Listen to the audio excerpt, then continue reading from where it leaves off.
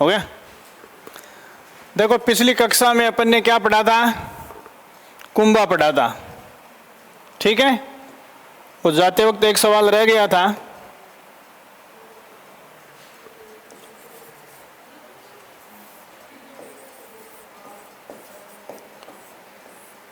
इसका कार्यकाल क्या बताया है? 68 तक,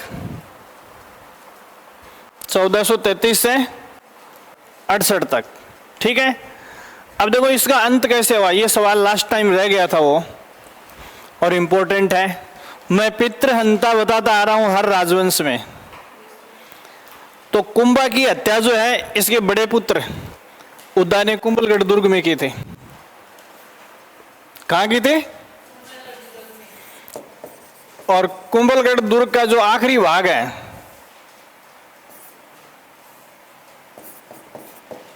ऊपरी जो कंगूरा है, उसको क्या कहते हैं? कटारगढ़। पहले तो ये सवाल ही देखो कैसे पूछते हैं।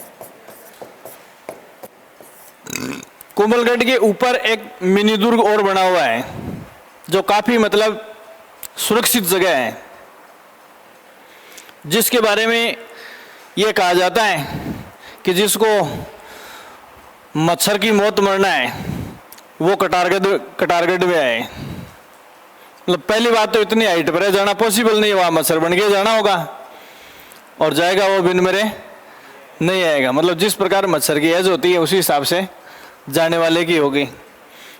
मतलब एक ऐसी सुरक्षित जगह पे कुंभा के बड़े पुत्र उद्दा ने उसकी हत्या की थी। इसलिए कटारगढ़ के बारे में ये कहा जाता है, it is a fault within fault, दुर्ग के भीतर दुर्ग। ऐसा किसका संबंध है? कुंभलगढ़ और कटारगढ़ के। कहा जाता है कि कुंभा ने एक बार झालावाड़ की राजकुमारी, जिसका संबंध झालावाड़ के शासक ने मंडोर के शासक के साथ कर रखा था, उसे कुंभा उठा लाया, और जब झालाऊ ने उसका पीछा किया तो उसे कहाँ लेकर आया? कटारगढ़ में, कुंभलगढ़ में। तब से एक वो कहावत प्रचलित है कि जाल कटाया जाली मिले, नए रंग कटाया राव, कुंभलगढ़ रे कांगरे, माचर है तो आओ। ये कहावत उसी संबंध प्रचलित हुई थी जब वो राजकुमारी को झालावाड़ से भगाकर लाया था। साहित्यकार ऐसा मानते हैं कि इसने जबरदस्ती उठाकर इससे शादी की थी। और इसी कटारगढ़ में उद्दा ने किसकी हत्या की? कुंभा की हत्या की थी। इसलिए मेवाड़ का पितृहंता। आ गया क्या सवाल? ये सब लास्ट में एक ही सवाल में डालूंगा टेस्ट में, मल्टीपल मैचिंग में। मेवाड़ का पितृहंता कौन है? उद्दा। किसकी हत्या की थी इसने? कुंभा की। ये चीज ध्यान में रखनी है। तो इसके ऊपर भी एक कहावत प्रचलित है मारवाड़ में। वो कहावत क्या है? उदा बाप ने मारजे, उदा बाप ने मारजे, लिखे बाजे राज, देश बसायो रायमल, सरियों ने एक काज। ये उसकी हत्या के बाद में इसके संबंध में कहावत जो है वो प्रचलित है। तो आप इसमें लिखो 1568 ईस्वी में कुंभा के बड़े पुत्र, ये सवाल लास्ट टाइम एक रह गया था। 1568 ईस्वी में कुंभा के बड़े पुत्र उद्दा द्वारा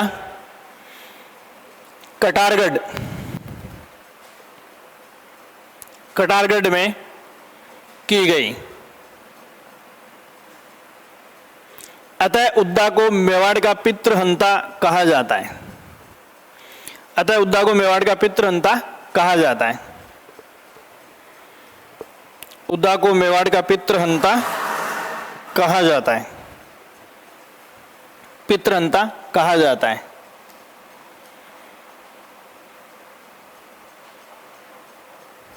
ठीक है। इसके कोष्टक में वो सवाल लिखेंगे, कटारगढ़ का निर्माण कुंभलगढ़ दुर्ग के भीतर, कटारगढ़ का निर्माण कुंभलगढ़ दुर्ग के भीतर एक मिनी दुर्ग की भांति किया गया है।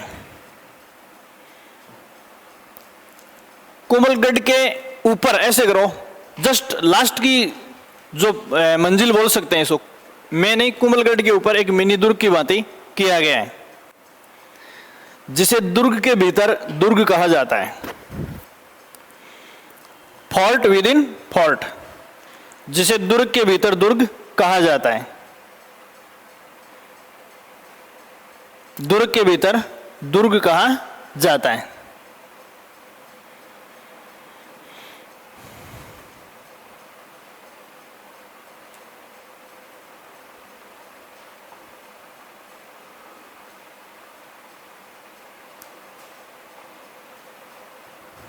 इसी दुर्ग में झालावाड़ की राजकुमारी को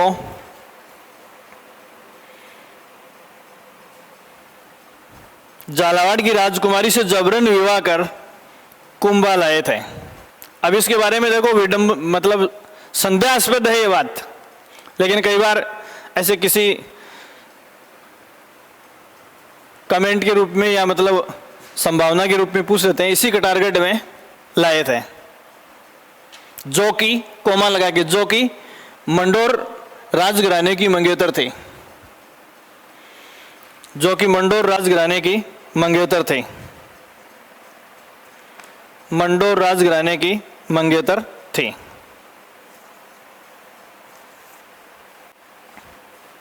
ठीक है, अब इसमें अगला जो अपन सवाल देखेंगे, सबसे बड़ा सवाल इसके ऊपर जो बनता है वो इसकी स्थापत्य कला पर बनता है। कुंभा दिखते ही सबसे पहले देखो, कुंभा दिखते ही आपके दिमाग में दो बातें आ जानी चाहिए।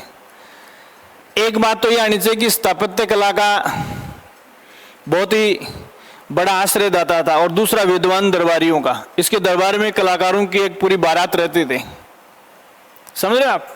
ये दो चीजें आपके दिमाग में तुरंत आनी चाहिए। वो कलाकार कैसे, लिखने वाले, गाने वाले, शिल्पकार, मूर्तिकार, इसके अलावा संस्कृत भाषा में लिखने वाले, बहुत सारे टाइप के विद्वान इसके दरबार में रहते थे।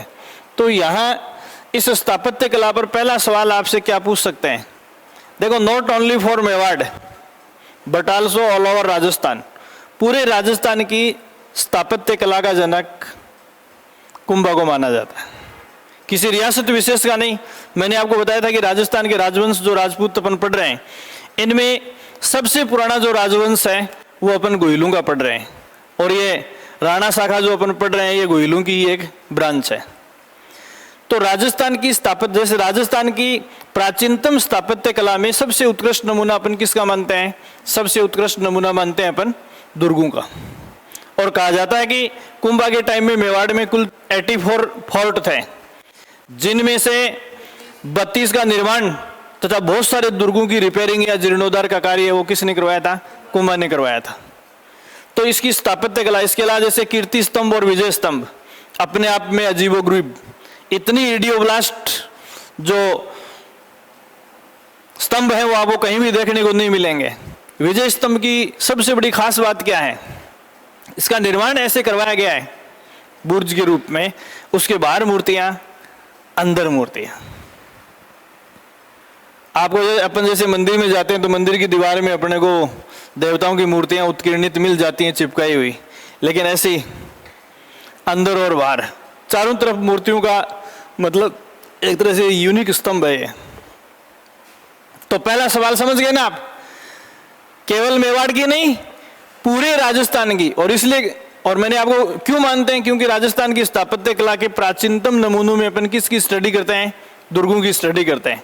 और दुर्गों में सबसे पहले काम बड़े पैमाने पर किसने किया है, हालांकि अपने को पता है कि बहुत टाइम पहले के भी ऐसे भी दुर्ग अपने यहाँ हैं जिनकी स्थापना के बारे में अपने पास स्पष्ट प्रमाण नहीं है, लेकिन अगर अपन इतिहास को जाने तो अधिकांश दुर्ग ऐसे हैं जो जिनका संबंध किससे जुड़ा हुआ है, कुंभा से।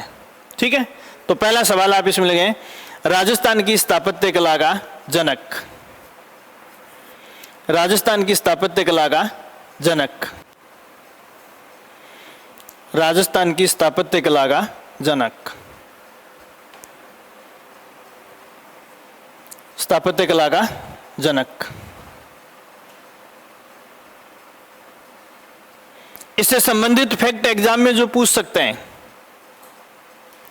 वो फैक्ट ये है कि भीलवाड़ा निवासी जो साहित्यकार कविराज श्यामलदास, मैंने आपको बताया, उसने वीर विनोद रची है। और वीर विनोद में ये बात लिखी है कि कुंभा के टाइम में मेवाड़ के पास 84 फोर्ट थे, उनमें से 32 का निर्माता अकेला कौन था? कुंभा था। तो कोष्टक में लिखो, वीर विनोद के अनुसार मेवाड़ के 84 दुर्गों में से मेवाड़ के 84 दुर्गों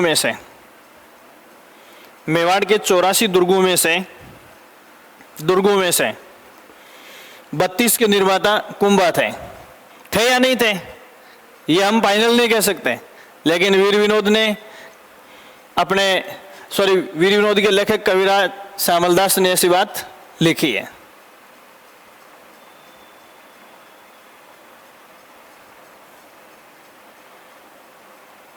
ठीक है, अब इसके स्थापत्य के मुख्य जो नमूने हैं, उन नमूनों में अपने से एग्जाम में क्या पूछा जा सकता है। तो पहला सवाल ये पूछा जाता है कि रणकपुर के जैन मंदिर आज की डेट में कहाँ हैं? पाली में। इन जैन मंदिरों का निर्माण कुंभा के समय करवाया गया था। ठीक है, और जैन श्रेष्ठी एक धारणक का नाम मिलता है। धारणक और धारणक में ज्यादा कंफ्यूज होने की जरूरत नहीं, अंग्रेजी स्पेलिंग है कि ये किसी किताब में धारणक लिख दें, किसी में धारणक लिख दें। उसके निर्देशन में इनका निर्माण करवाया गया था। लेकिन एक बात ध्यान रखना, ये पाली के जैन मंदिर हैं, ये विख्यात हैं, लेकिन एक विशिष्ट मंदिर का नाम कई बार एग्जाम में दे दिया जाता है। ठीक है, यहाँ का एक विशिष्ट जो नाम रखने वाला मंदिर है चौमुखा मंदिर, या जिसको क्या लिखा हुआ हो सकता है? देपाक। ये चौमुखा मंदिर है। इसका निर्माण जो है वो, ये नाम किसका है? शिल्पी का है, इसकी शरण में रहने वाला। और मंदिर तो इसको कई बार इसके साथ भी देपाक द्वारा निर्मित जो मंदिर है, तो देपाक और चौमुखा मंदिर को आपस में जोड़कर ध्यान में रखेंगे। और बाकी जो पाली के रणकपुर के मंदिर हैं वो किसके निर्देशन में बने हैं? धारणक के निर्देशन में बने हैं। किसके टाइम में बने हैं? कुंभा के। तो आप इसमें लिखो, कुंभा के शासनकाल में रणकपुर कोष्टक में पाली, रणकपुर कोष्टक में पाली के जैन मंदिरों का निर्माण,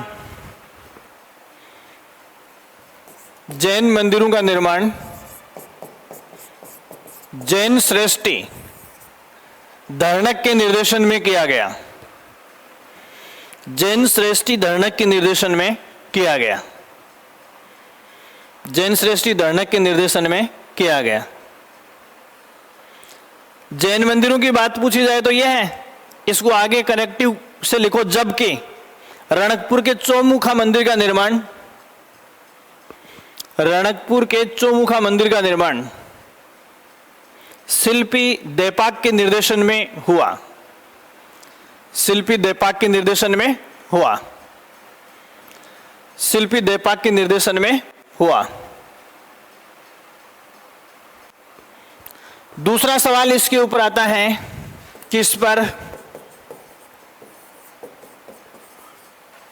विजय स्तंभ पर। इसके ऊपर बहुत सारे सवाल बनते हैं। आप एक एक लाइन में एक एक सवाल का अकाउंट लिखते जाएंगे विजय स्तंभ के ऊपर। तो पहली बात तो मैंने आपको बता दी, विजय स्तंभ का निर्माण किस उपलक्ष्य में करवाया था? है मालवा विजय या सारंगपुर विजय के उपलक्ष्य में। तो लिख लो, मालवा ओब्लिक सारंगपुर विजय के उपलक्ष्य में। मालवा ओब्लिक सारंगपुर विजय के उपलक्ष्य में। ठीक है, 8 साल तक यहां लगातार काम चलता रहा। कोष्टक में लिखेंगे आप 1440 टू 1448 तक। 8 साल तक इस स्तंभ का निर्माण चलता रहा।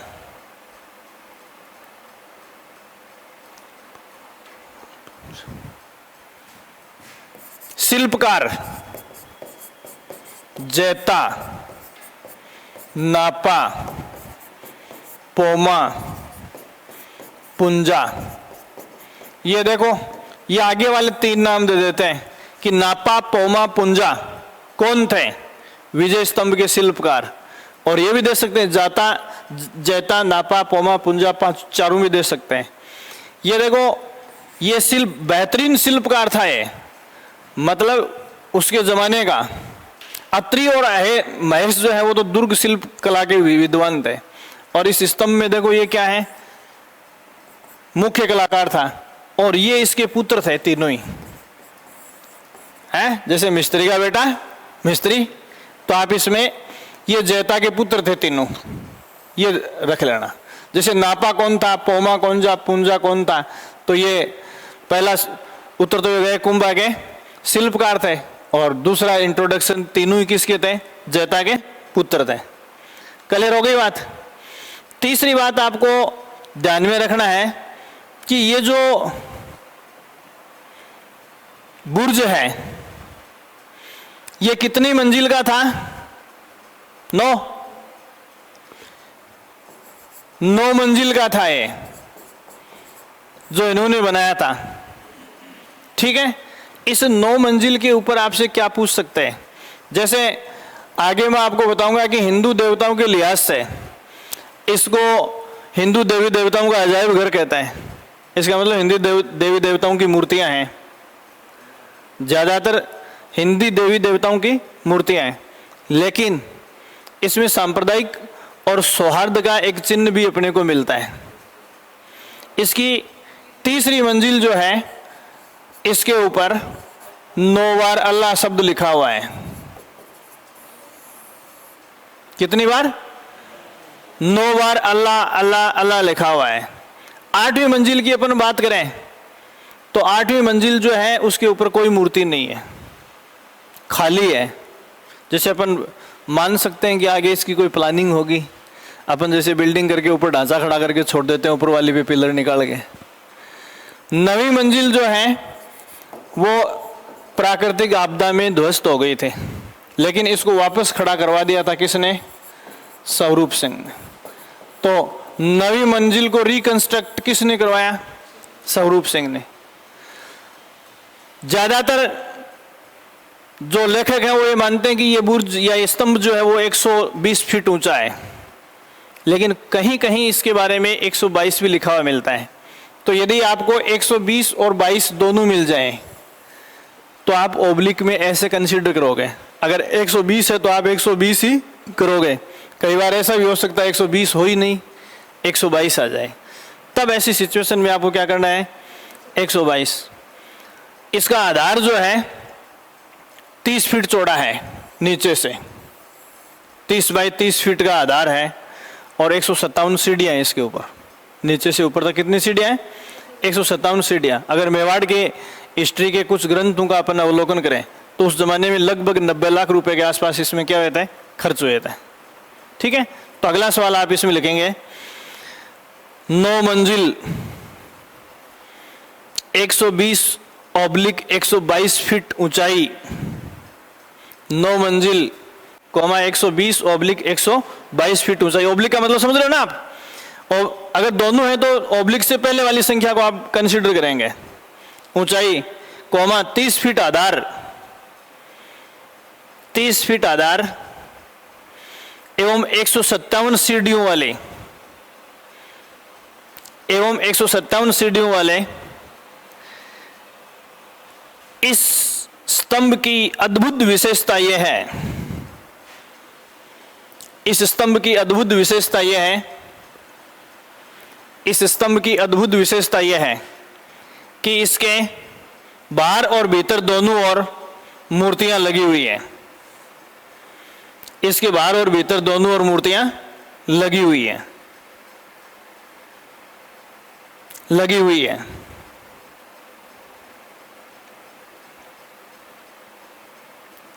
ठीक है, पहले रखो इस सेंटेंस को। 9वीं मंजिल बिजली गिरने से टूट गई थी, 9वीं मंजिल बिजली गिरने से टूट गई थी। जिसका स्वरूप सिंह ने पुनः निर्माण करवाया, जिसका स्वरूप सिंह ने पुनः निर्माण करवाया, कोमा 8वीं मंजिल पर कोई मूर्ति नहीं है, 8वीं मंजिल पर कोई मूर्ति नहीं है, तथा तीसरी मंजिल पर 9 बार अल्लाह शब्द लिखा हुआ है।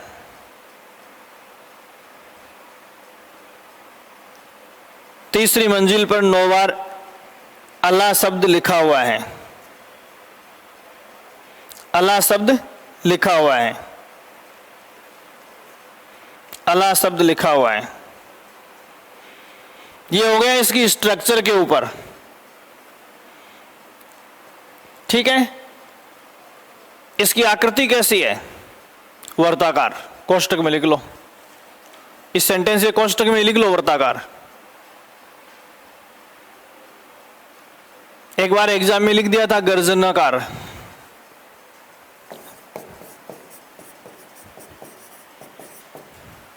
है तो गर्जन का जो साउंड है वो ऐसे फैलता वर्ताकारी चारों तरफ। गर्जनाकार में और वर्ताकार में फर्क नहीं है। जैसे साउंड होता है धमाका, तो धमाके की आवाज जो है वो ऐसे गोल घेरे में या वर्ताकारी फैलेगी, ठीक है। अगली बात आती है, इसके ऊपर जो मूर्तियां हैं या देवी देवताओं की बात है, उस पर 2 तरह के सवाल मिलते हैं। एक तो इसे किसने क्या उपमा दी, दूसरा हालांकि कहा जाता है कि ये जैसे अपन हिंदू शास्त्रों में 33 करोड़ देवी देवताएं हैं, तो उनमें से करीब करीब की मूर्तियां वहां आपको मिल जाएंगी, ऐसा मानते हैं। लेकिन ये दुर्ग जिस इष्ट देव को समर्पित किया है, वैसे तो सारे ही हैं, तो समर्पित किसको किया है? विष्णु को। देखो सारे हिंदू देवी देवताओं की मूर्तियां इसके ऊपर उत्कीर्णित है, फिर भी ये किसको समर्पित है, किसके प्रति डेडिकेट है? विष्णु के प्रति डेडिकेट है। दोनों बातें अलग हो गई हैं। कई बार 3-4 देके उपयुक्त सभी दे दें, तो आप ये सोचो कि सारे ही देवताओं की उपयुक्त सभी मत करना। तो ये किसके लिए समर्पित है? विष्णु के लिए। तो आप इसमें लिखो, विष्णु को समर्पित इस स्तंभ में, विष्णु को समर्पित इस स्तंभ में हिंदू देवी देवताओं की बड़ी संख्या में मूर्तियां उत्कीर्णित हैं। इसीलिए इसे हिंदू मूर्तियों का अजायब घर, वैसे तो मूर्तियां होती हिंदू में ही है, इसीलिए इसे हिंदू मूर्तियों का अजायब घर अथवा भारतीय मूर्ति कला का विश्वकोश कहा जाता है, अथवा भारतीय मूर्ति कला का विश्वकोश कहा जाता है। देखो क्यों कहते हैं, मैंने आपको बताया विश्वकोश या एनसाइक्लोपीडिया का मतलब होता है डिक्शनरी। तो हमें किसी भी शब्द का मीनिंग चाहिए तो किस में ढूंढते हैं? डिक्शनरी में। तो जैसे मैंने बताया कि 33 करोड़ देवी देवताओं का वास जो है वो इस स्तंभ में माना जाता है, तो एनसाइक्लोपीडिया का मतलब है कोष्टक में 33 करोड़ हिंदू देवी देवताओं की जानकारी इससे अपने को मिल जाती है, ठीक है। ये बात आपको ध्यान में रखनी है। भारतीय मूर्ति कला का विश्वकोश कहा जाता है इसको, एनसाइक्लोपीडिया, ठीक है। तो सभी देवी देवताओं के जैसे डिक्शनरी में सारे शब्दों का मीनिंग मिलता है, वैसे इसमें कमोबेश जानकारी सारे देवी देवताओं के बारे में अपने को मूर्तियों के माध्यम से मिल जाती है। फिर सवाल आपको है कि ये समर्पित किसको किया गया है? तो विष्णु को। इसीलिए इस स्तंभ को विष्णु ध्वज के नाम से भी जाना जाता है। तो इसमें लिखो, ये स्तंभ विशेषतः भगवान विष्णु को समर्पित है। यह स्तंभ विशेषतः भगवान विष्णु को समर्पित है, भगवान विष्णु को समर्पित है। इसी कारण इसे विष्णु ध्वज के नाम से भी जाना जाता है, विष्णु ध्वज के नाम से भी जाना जाता है, विष्णु ध्वज के नाम से भी जाना जाता है। इसे अलग अलग नाम दिए जाते हैं।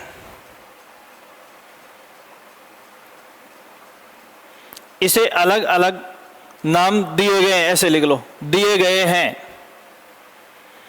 पहला आप इसमें लिखेंगे डॉक्टर गोपीचंद शर्मा क्या कहते हैं।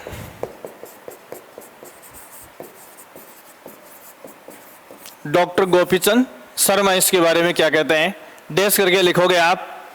हिंदू देवी देवताओं से सजा हुआ एक व्यवस्थित संग्रहालय।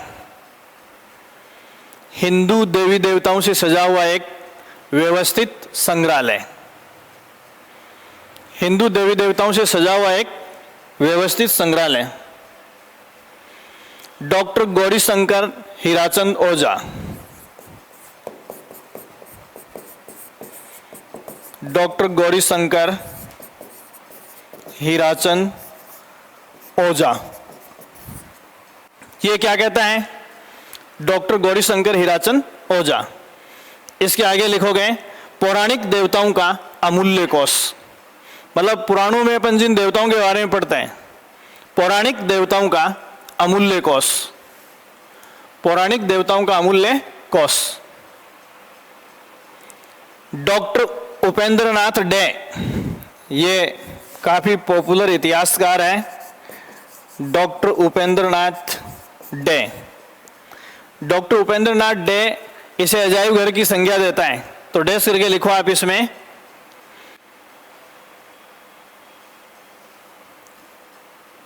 विष्णु ध्वज की संज्ञा भी इसी ने दी है, तो इसमें विष्णु ध्वज ऑब्लिक भारतीय हिंदू मूर्तियों का अजायब घर, दोनों संज्ञा इसी की ओर से है। विष्णु ध्वज भी इसे किसने कहा है, डॉक्टर उपेंद्र नाथ डे ने, और ऑब्लिक हिंदू मूर्तियों का अजायब घर। डॉक्टर सीमा राठौड़, यह सवाल इंपॉर्टेंट है, पूछने लायक है। डॉक्टर सीमा राठौड़। डॉक्टर सीमा राठौड़ इसके बारे में कहती हैं कि ये संगीत की भव्य चित्रशाला है। संगीत की, ये थोड़ी अलग टाइप की हटकर है, संगीत की भव्य चित्रशाला है।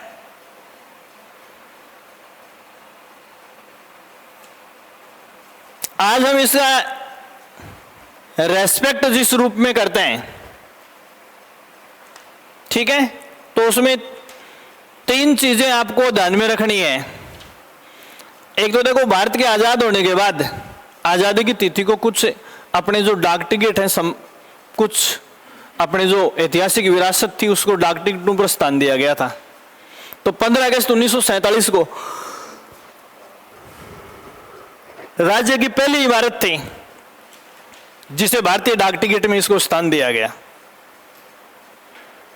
राजस्थान की पहली इमारत जिसे डाक टिकटों पर पहली बार छापा गया 15 अगस्त 1947 को, वो इमारत कौन सी है, विजय स्तंभ है।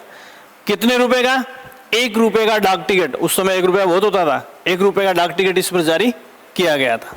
शायद स्टार्टिंग में तो 1 रुपया अधिकतम था पोस्टल स्टैम्प के रूप में। तो आप इसमें लिखोगे राज्य की पहली इमारत जिस पर 15 अगस्त 1947 को, राज्य की पहली इमारत जिस पर 15 अगस्त 1947 को 1 रुपए का, जिस पर 15 अगस्त 1947 को डाक टिकट जारी किया गया, और कोष्टक में 1 रुपया लिख लेना। बीच में लिखने का मतलब दूसरा निकलता है। 1 रुपया कोष्टक में काटकर क्यों लिखा है, समझ गए ना।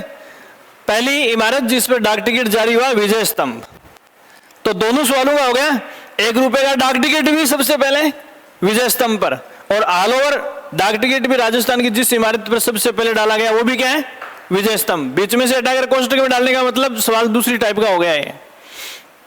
इसके अलावा इसे आज हमने स्थान दे रखा है, राजस्थान पुलिस का जो बैज है, लोगो उसमें क्या है, विजय स्तंभ है, और राजस्थान माध्यमिक शिक्षा बोर्ड का जो लोगो है उसमें भी। तो आप इसमें लिखो, इसके अलावा राजस्थान पुलिस के बैज या राजस्थान पुलिस एवं माध्यमिक शिक्षा बोर्ड के प्रतीक चिन्हों में इसे शामिल किया गया है। प्रतीक चिन्हों में इसे शामिल किया गया है। प्रतीक चिन्हों में इसे शामिल किया गया।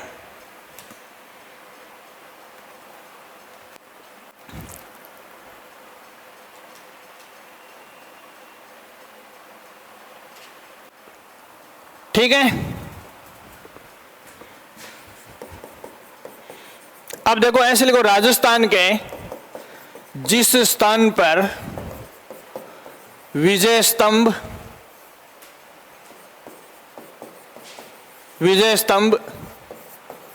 स्थित है। ठीक है, एक एक ऑप्शन में एक एक लाइन में एक एक ऑप्शन ही लिखेंगे, एक लाइन में एक ऑप्शन लिखना है। राजस्थान के जिस स्थान पर विजय स्तंभ स्थित है, कंडीशन सवाल की मैंने बताई है, एक लाइन में एक ही ऑप्शन लिखना है आपको। पहले लिखो कुंभलगढ़, पहला कुंभलगढ़, दूसरा चित्तौड़गढ़,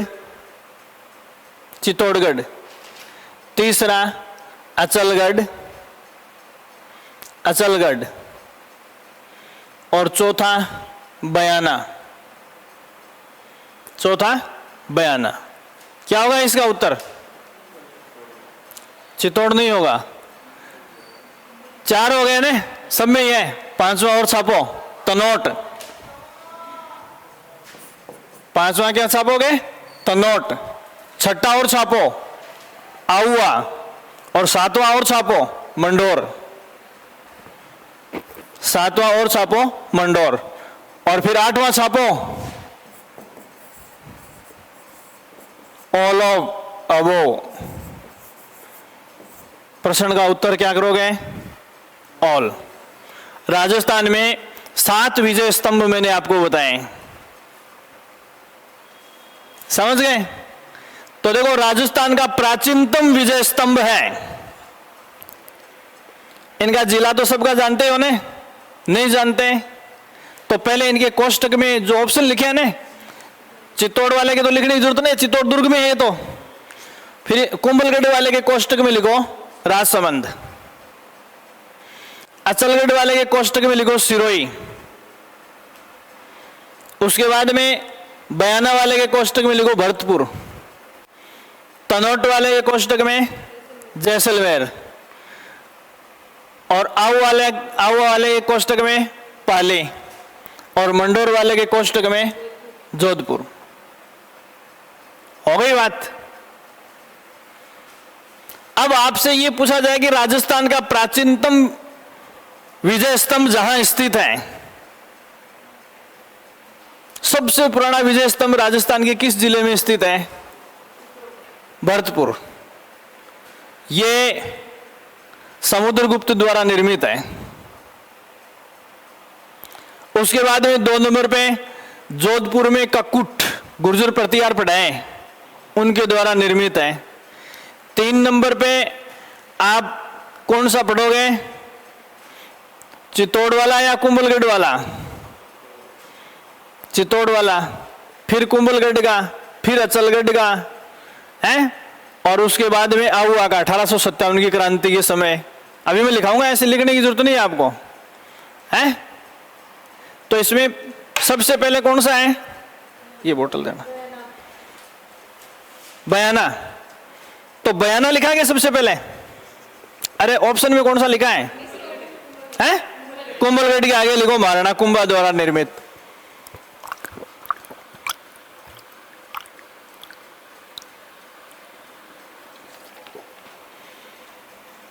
दूसरा अचलगढ़, इसके आगे भी लिखो।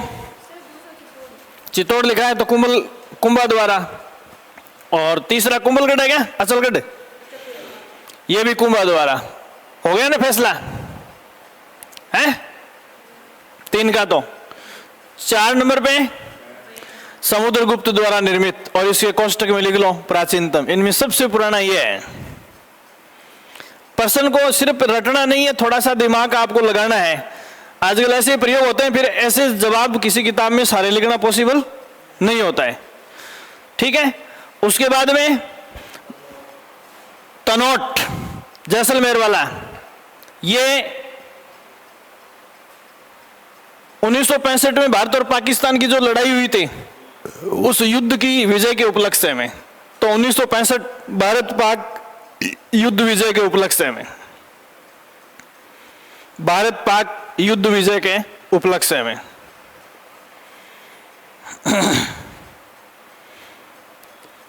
युद्ध विजय के उपलक्ष्य में।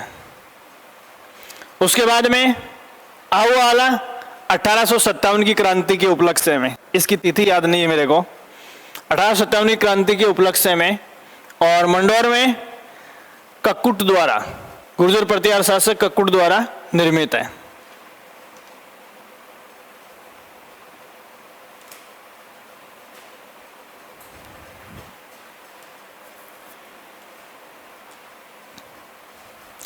ठीक है।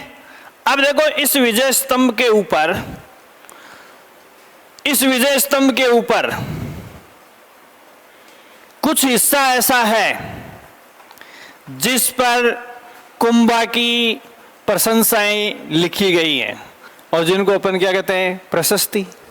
प्रशंसा में लिखे गए अभिलेख प्रशस्ति कहलाते हैं। तो कीर्ति स्तंभ विजय स्तंभ का वो हिस्सा है जिस पर कुंभा की प्रशस्तियां उत्कीर्णित है। समझ में आ गई ना बात, उसी का हिस्सा है ये। तो इसके नीचे आप नोट लिखेंगे, विजय स्तंभ का वो भाग जिसमें कुंभा की प्रशंसाएं उत्कीर्णित है, कुंभा की प्रशंसाएं उत्कीर्णित है, या उसके यश, उसकी उपलब्धियों का वर्णन है, उत्कीर्णित है, उसे कीर्ति स्तंभ प्रशस्ति कहा जाता है। कीर्ति स्तंभ प्रशस्ति कहा जाता है, कीर्ति स्तंभ प्रशस्ति कहा जाता है। ठीक है। देखो उधर मैंने आपको क्या बताया है, अगर पूरी विजय स्तंभ लाट या उस स्तंभ को अपन देखें तो किसको समर्पित है, विष्णु को। बट इसके इस पार्ट को यदि हम देखें तो गणेश और उसके पुत्र शिव को समर्पित है। इस प्रशस्ति की जो शुरुआत है वो गणेश और शिव से शुरू की गई है। इस पूरी प्रशस्ति को लिखने में पिता पुत्र का योगदान है। पिता का नाम अत्रि था और महेश, दोनों ही भट्ट थे। तो अत्रि भट्ट और महेश भट्ट लिखे, और चाहे अत्रि और महेश भट्ट लिखे, चाहे अत्रि और महेश लिखे, ये किसके शिल्पकार हैं, कीर्ति स्तंभ प्रशस्ति के शिल्पकार हैं।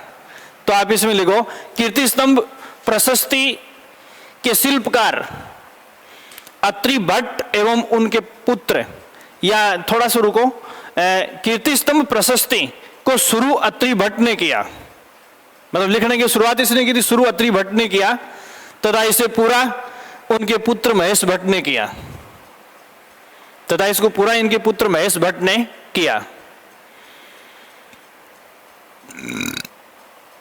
इस प्रशस्ति में, या इस प्रशस्ति की शुरुआत गणेश एवं शिव वंदना से हुई है। इस प्रशस्ति की शुरुआत गणेश एवं शिव वंदना से हुई है, गणेश एवं शिव वंदना से हुई है,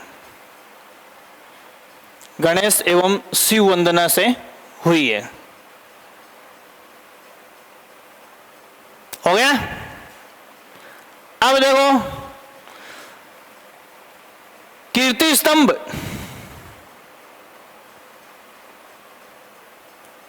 कीर्ति स्तंभ और इससे कंफ्यूज होता है जैन कीर्ति स्तंभ से।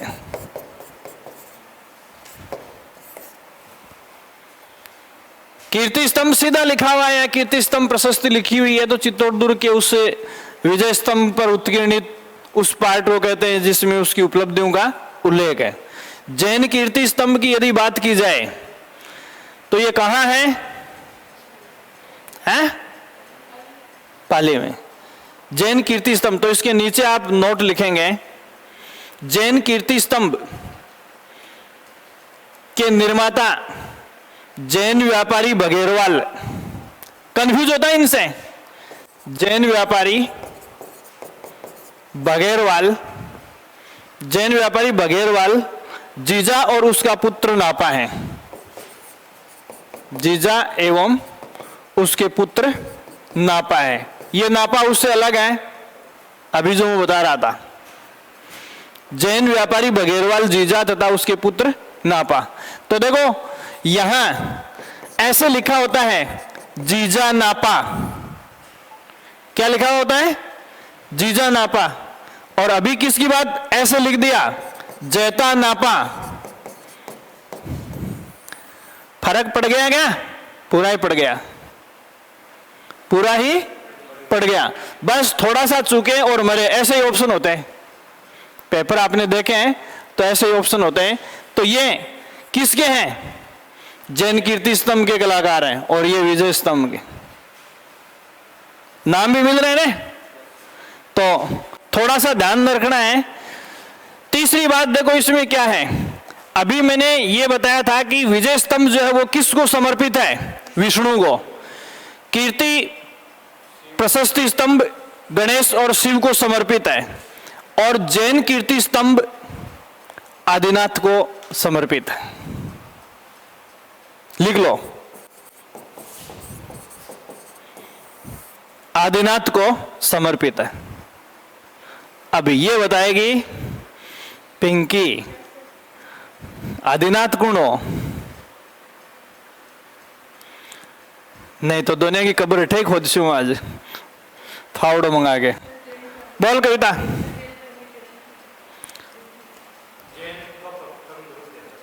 हाँ देखो, ये आदिनाथ जिसकी हम बात कर रहे हैं,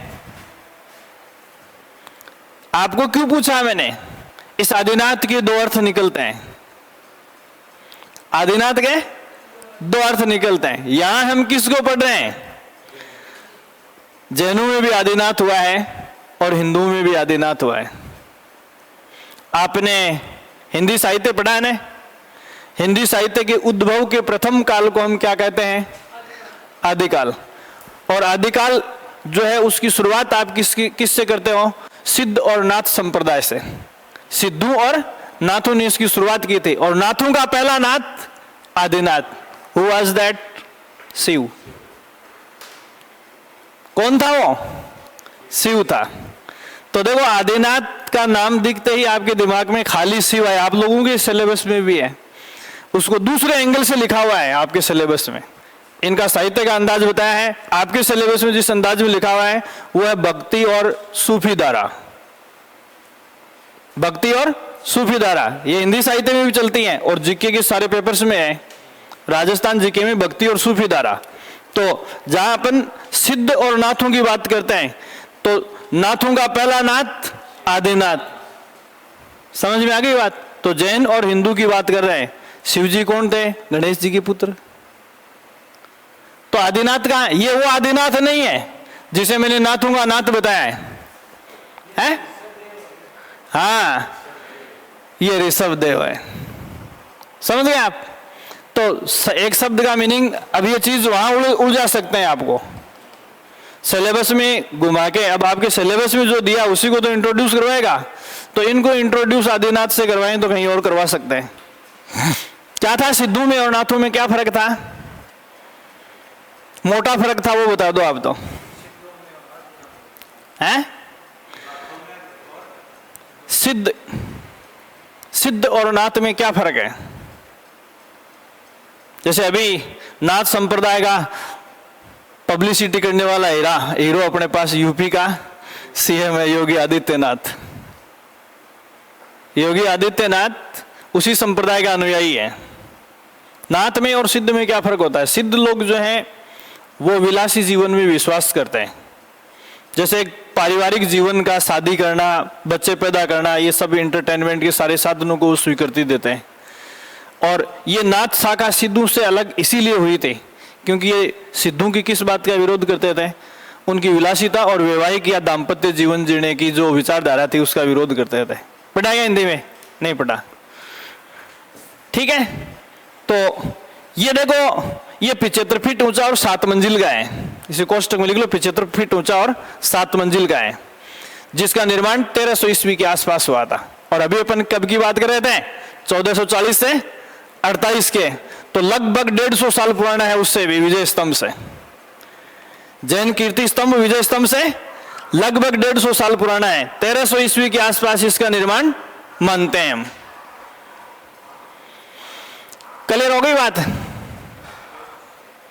अब एक सवाल नीचे लिखेंगे, पहले सवाल की भाषा में लिखा हूं। निम्न में से किस दुर्ग का निर्माण,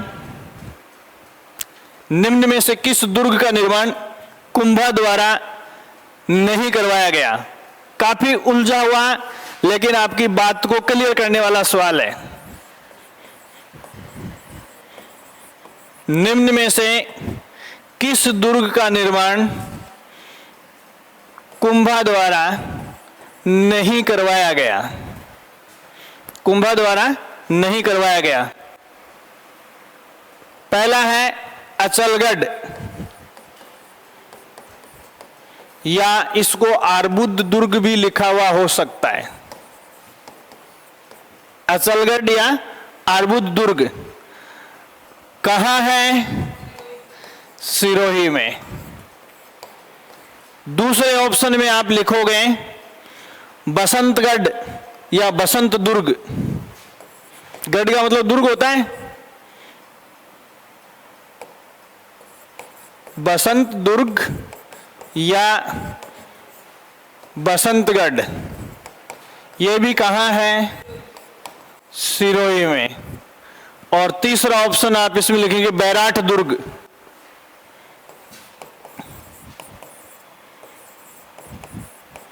ये कहां है?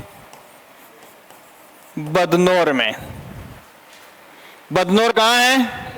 भीलवाड़ा में। ऑब्लिक भीलवाड़ा कर लेना। अब ये मैंने एक आइडिया दिया है कि ऐसा हो सकता है आपके साथ, और जो हो सकता है उसकी टिप्पणी अपन ने इसमें ले ली। जैसे मैंने अभी आपको एक लाइन लिखा है कि ऑल ओवर 84 जो फोर्ट थे उनमें से 32 का निर्माता और बहुत सारे दुर्गों का उद्धारक हम किसको मानते हैं? कुंभा को मानते हैं। ठीक है, तो यहां आपको यह देखना है ये जो है इस दुर्ग को बार बार बीच में क्यों फंसाते हैं, बाकी के बारे में देखने की जरूरत नहीं है। तो देखो अचलगढ़ दुर्ग जो है, अचलगढ़ दुर्ग जो है इसका निर्माण मैंने आपको पीछे बता दिया है। ये परमाणु द्वारा, संभवतः परमाणु द्वारा निर्मित है और इसकी कुंभा ने रिपेयरिंग करवाई थी। तो इसके लिखो दो बातें, संभवतः परमार निर्मित। किसके आगे? संभवतः परमार निर्मित, और दूसरी बात कुंभा द्वारा पुनरुद्धार, मतलब इसकी रिपेयरिंग करवाई गई थी। अब इस सवाल का जवाब क्या हो गया?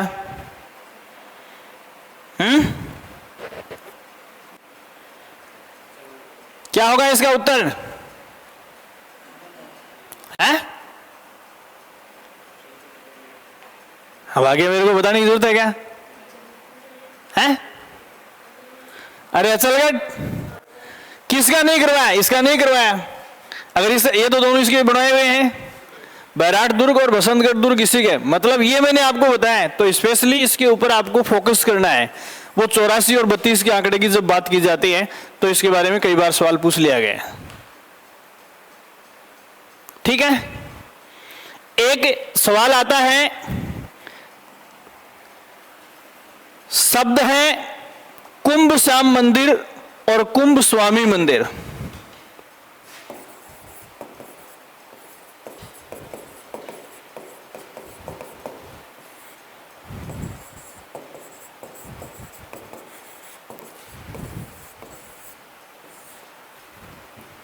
ये देखना है। तो कुंभ श्याम मंदिर कहां है? चित्तौड़ दुर्ग में है, कुंभा ने बनाया है। और आदिवरा मंदिर भी कहां है? चित्तौड़ दुर्ग में। आदिवरा का मतलब विष्णु, ये मैंने बता दिया, और चित्तौड़ दुर्ग में ये है। फिर कुंभ स्वामी मंदिर जो है ये भी कुंभा द्वारा निर्मित है, लेकिन है कहां? कुंभलगढ़ में। तो देखो इधर तो इनके लिखो कुंभा निर्मित, शॉर्ट में लिख लो, दोबारा लिखने की जरूरत नहीं है। कुंभा ने बनाया है। ये कहां है?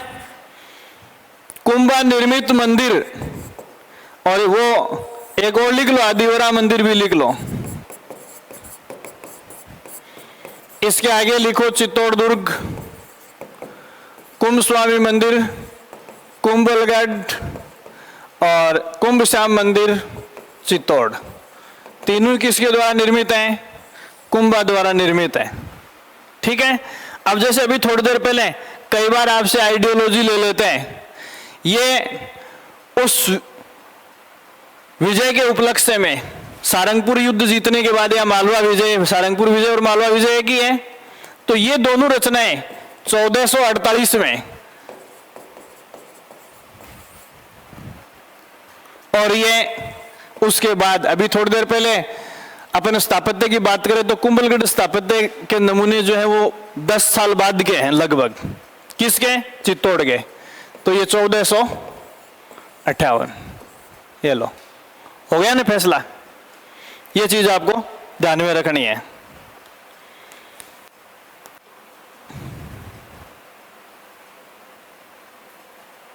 इतनी बात हो गई। उसके बाद आते हैं अपन इनके दरबारी विद्वानों पर।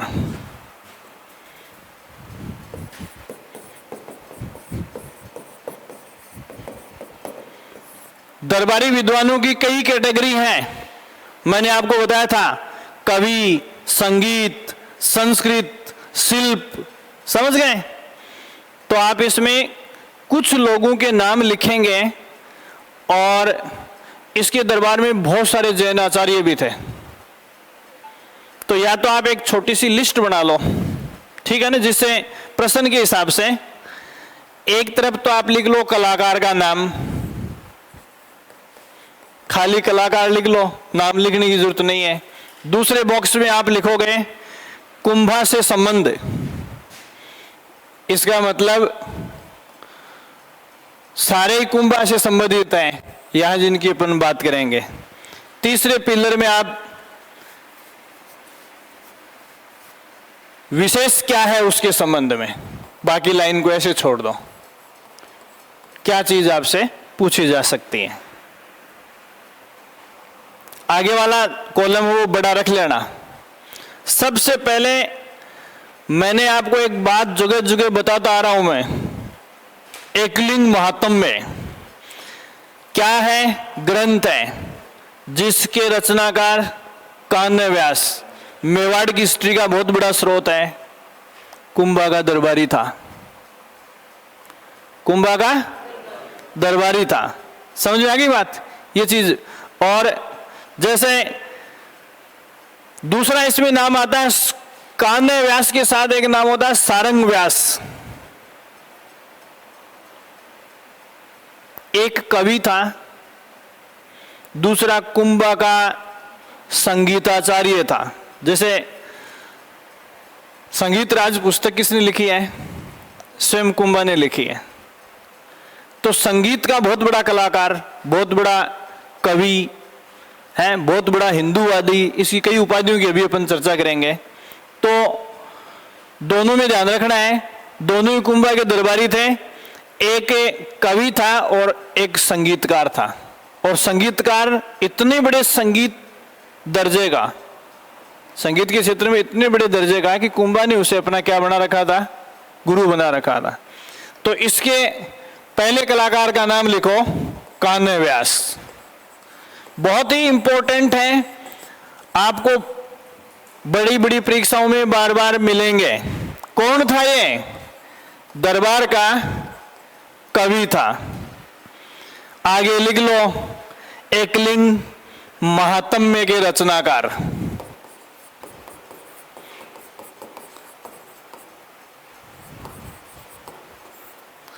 एकलिंग महात्म्य की रचना की। कोई ऐसा फालतू का सवाल नहीं है जो एग्जाम में आया हुआ नहीं है, ठीक है। दूसरा इसमें लिखो सारंग व्यास।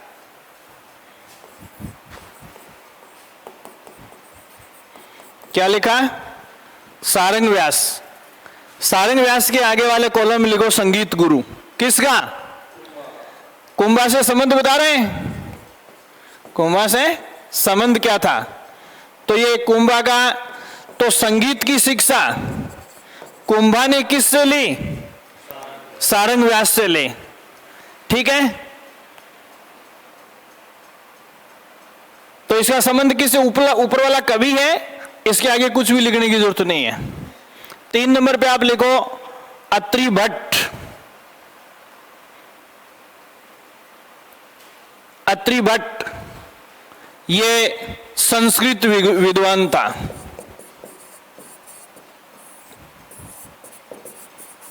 संस्कृत विद्वान था। इसके नीचे लिखो महेश भट्ट, ये भी संस्कृत विद्वान था। ये मैंने आपको बता दिया, पिता पुत्र थे। एक ने किसकी रचना शुरू की थी? कीर्ति स्तंभ प्रशस्ति की। और दूसरे, इसका मतलब कीर्ति स्तंभ प्रशस्ति किस भाषा में लिखा हुआ है? तो इन दोनों को जोड़कर लिख लो, कीर्ति स्तंभ प्रशस्ति की रचनाकार।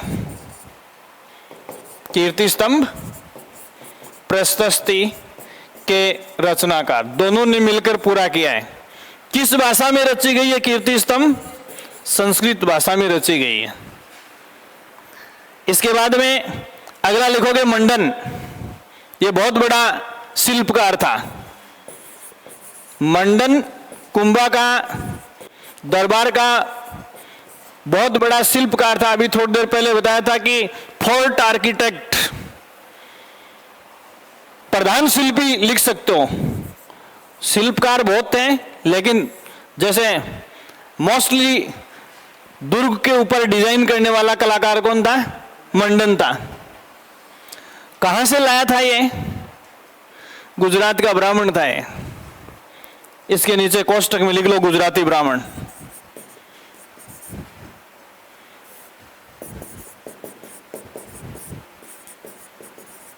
गुजराती ब्राह्मण, ठीक है। देखो दुर्ग में बहुत ज्यादा टाइम लगता है। जैसे मैंने आपको बताया कि कुंभा के दुर्गों को अपन देखें तो सबसे मनमोहक, और अगर खुले में या जंगलों में हम देखें तो कुंभलगढ़ जो है वो बहुत ही महत्वपूर्ण है। और जैसे अभी कुंभा के लिए इंपॉर्टेंट भी था, फोर्ट विद इन फोर्ट, महल के अंदर महल या दुर्ग के भीतर दुर्ग, ये अपने आप में अजीबोगरीब रचनाएं होती हैं। तो इस पूरे फोर्ट की डिजाइन जो है वो किसने तैयार की थी? वैसे तो सारे दुर्गों पर ही देता था, लेकिन स्पेशली अगर किसी दुर्ग का नाम लेकर पूछ सकते हैं तो वो क्या है? कुंभलगढ़ है। तो इसके आगे लिखो कुंभलगढ़ के मुख्य शिल्पी।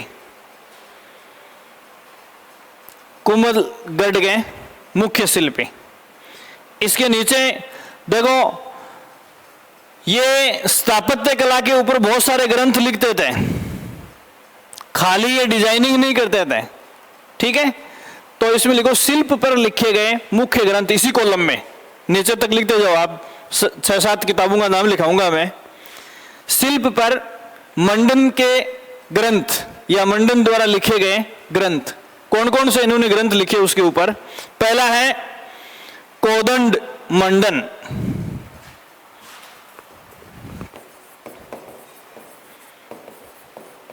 कोदंड मंडन क्या है? मंडन द्वारा रचा गया ग्रंथ। संबंध किससे है? शिल्प से, स्थापत्य कला से है इसका संबंध, ठीक है। दूसरा इसमें आप देखेंगे, एक सेकंड, हेलो, क्लास में हो, एक बार बोलो। ठीक ठीक। दूसरा राजवल्लभ मंडन।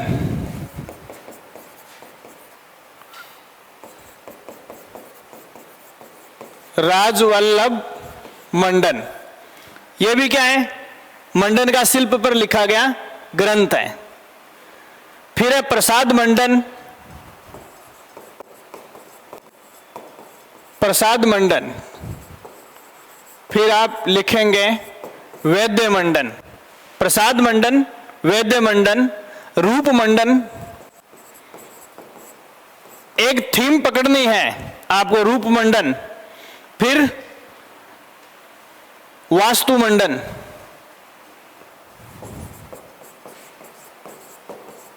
वास्तु मंडन, शकुन मंडन, शकुन मंडन, देवता मूर्ति प्रकरण और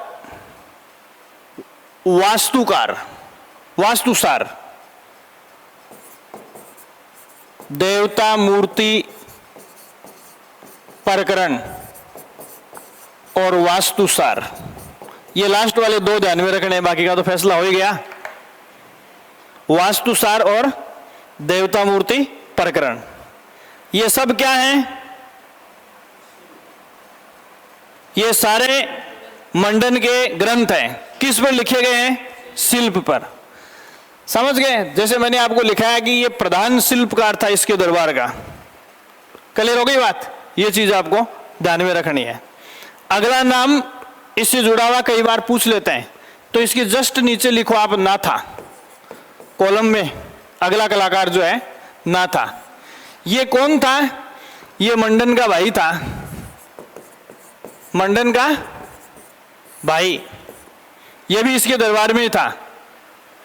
तो नाथा और मंडन को एक साथ भी लिख सकते हैं। इसका मतलब ये भी कहां से आया था? गुजरात से।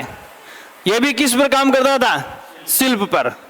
देखो सवाल मैं आपको बता रहा हूं कि 4 किताबों के नाम दिए हुए होते हैं, चारों का संबंध शिल्प से होता है, चारों कुंभा के दरबार में रची गई होती हैं, और पूछते हैं कि निम्न में से किसके द्वारा रचित नहीं है? मंडन के द्वारा रचित नहीं है।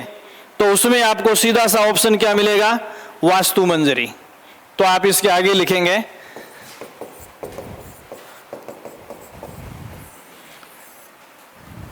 वास्तु मंजरी। तो 3 ऊपर वालों में से दे देते हैं और एक ये दे देते हैं, निम्न में से मंडन की रचना नहीं है।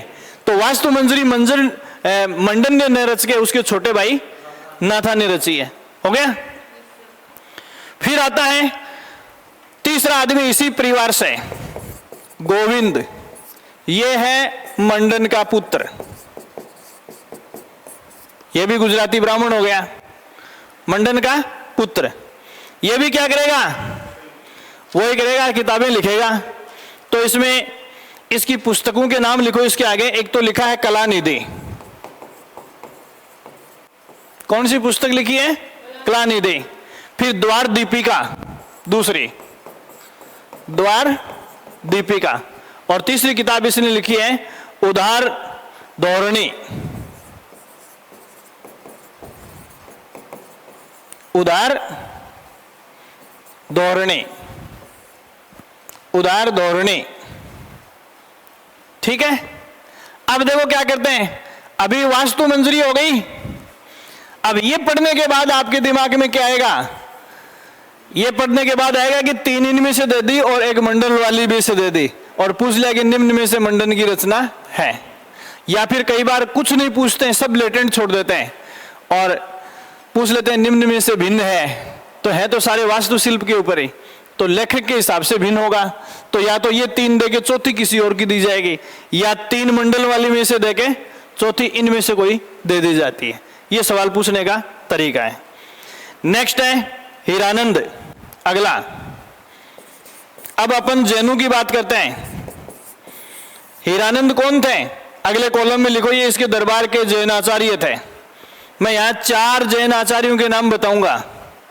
पहला देखो हीरानंद, सुन लो कौन थे? हीरानंद, सोमदेव, जयशेखर और भुवन, इनमें से 3 के नाम दे देते हैं। कौन थे? तो ये कुंभा के दरबार में रहने वाले जैन आचार्य थे। ठीक है? तो इसमें अगर आपके सामने कुंभा एक बहुत बड़ा विद्वान था, जैन साहित्य का भी बहुत अच्छा जानकार था, तो अभी कुंभा ने अपने दरबार में रहने वाले कई विद्वानों को अपना गुरु बना लिया था। जैसे अभी अपन ने एक गुरु की बात की है, संगीत का गुरु कौन था? सारंग व्यास। तो कई बार मल्टीपल मैचिंग में क्या करते हैं, इनको उठा लेते हैं, इन 4 दरबारियों को उठा लिया और इधर उनके क्षेत्र दे दिए, कवि, संगीत और सुमेलित कीजिए, ऐसे भी कर देते हैं इनको। तो ये पहला आदमी मैंने आपको बताया है हीरानंद, जैन आचार्य, कुंभा के गुरु थे। गुरु कई होंगे इसके, गुरु क्योंकि कई चीजों का ये अच्छा विशेषज्ञ था। दूसरा है सोमदेव, यह भी जैन आचार्य था। ठीक है, कुंभा के दरबार में यूं तो बहुत सारे कवि थे, लेकिन इसने कहा कि हम दरबारी कवियों में से कोई भी उतनी उच्च कोटि का नहीं है जितनी उच्च कोटि के कवि स्वयं कुंभा हैं। ये कहकर उसने कुंभा को कवि राजा की उपाधि दी है। तो इसमें आगे लिखो, हाँ, सोमदेव ने, जैन आचार्य ने कुंभा को कवि राजा की उपाधि दी, कवि राजा की उपाधि दी। फिर अगला है जयशेखर सूरी।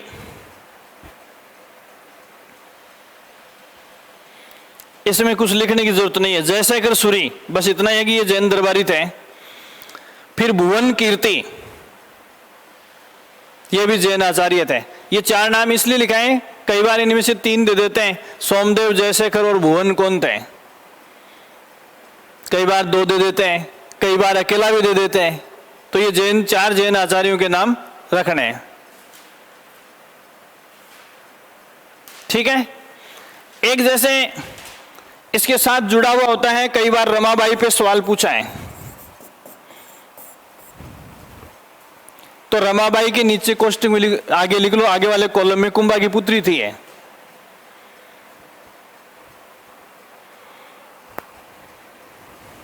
इतिहास में इसको किस नाम से जाना जाता है? वागीश्वरी के नाम से जाना जाता है। और किस उपलक्ष्य में? यह संगीत की बहुत बड़ी क्या थी? विदुषी, विद्वान नहीं, विदुषी। तो आप इसमें लिखो, कुंभा की पुत्री वागीश्वरी के नाम से विख्यात रमाबाई संगीत शास्त्र की विदुषी थी, संगीत शास्त्र की विदुषी थे, संगीत शास्त्र की विदुषी थे।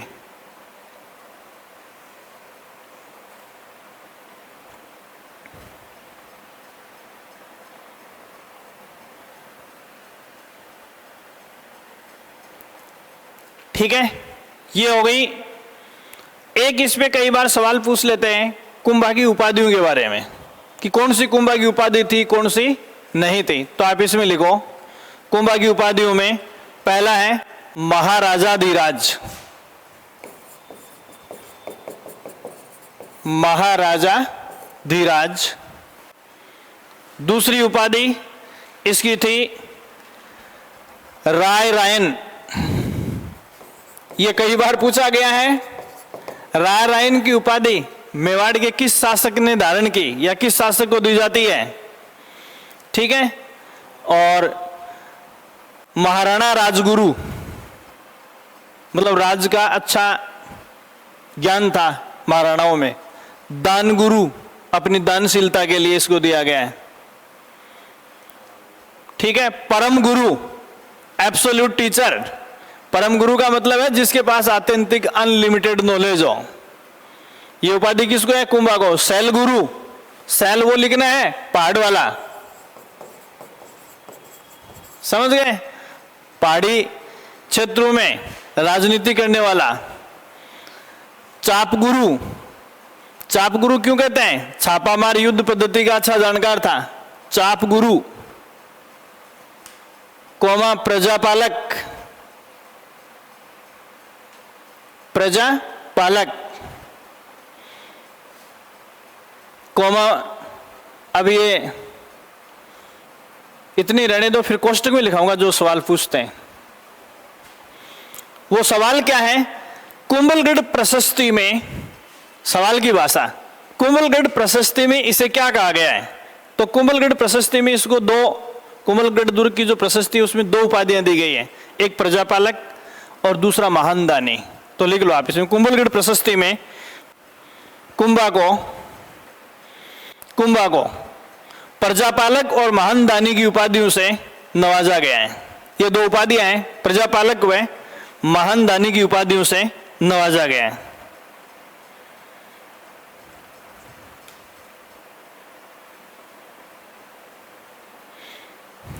ठीक है, इस सारे अल्टीमेट सीन के ऊपर एक इतिहासकार ने एक कथन किया है, डॉक्टर ओझा ने, तो इसमें लास्ट का कोटेशन लिखेंगे डॉक्टर गौरीशंकर हीराचंद ओझा के अनुसार।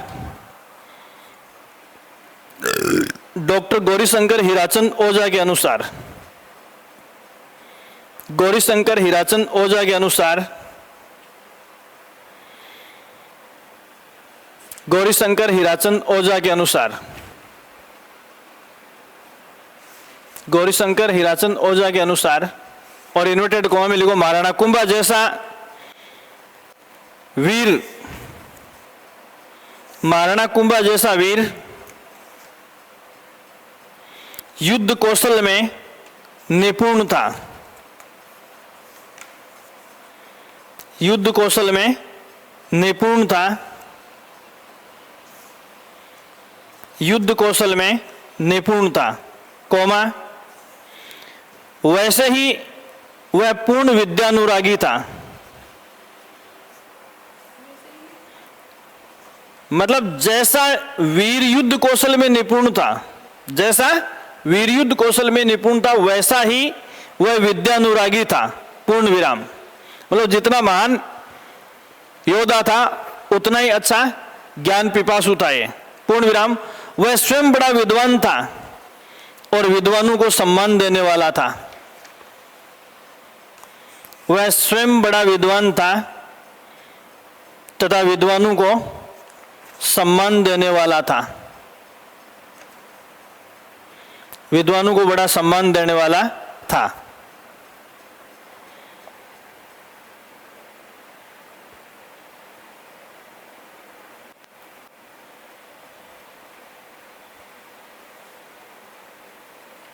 ठीक है,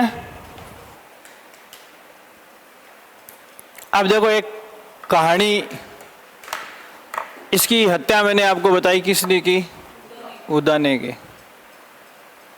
तो कहते हैं बुरे कर्मों का परिणाम बुरा ही होता है। इसके बाद राज्याभिषेक उदा ने अपना करवाया था।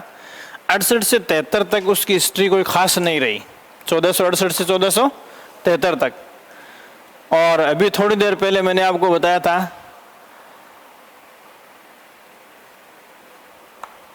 एक तो विजय स्तंभ की नवी मंजिल जो है बिजली गिरने से, और उदा की मृत्यु भी उसी बिजली गिरने से हुई थी। ठीक है, तो इसके नीचे लिख दो उदा 1468 से 73 और मृत्यु आकाशीय बिजली गिरने से, मृत्यु आकाशीय बिजली गिरने से,